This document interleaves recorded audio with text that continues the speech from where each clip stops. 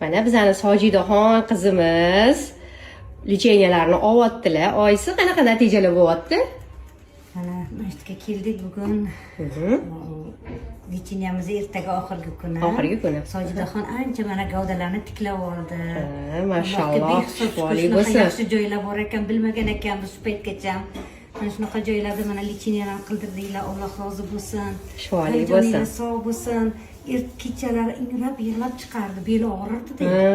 Skalyozdan keshaganida qo'llari dard ko'rmasin. Shahnoza qizimni mana siz tufayli keldik, masjidga qabul qildingiz.